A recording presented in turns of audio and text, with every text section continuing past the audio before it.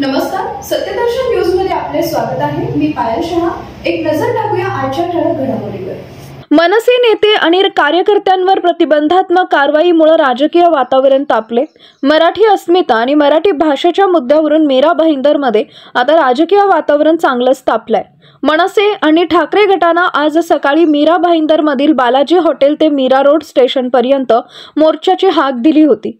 मात्र पोलिसांनी या मोर्चाला परवानगी नाकारत दोन्ही पक्षांच्या पदाधिकाऱ्यांवर प्रतिबंधात्मक कारवाई केली आहे।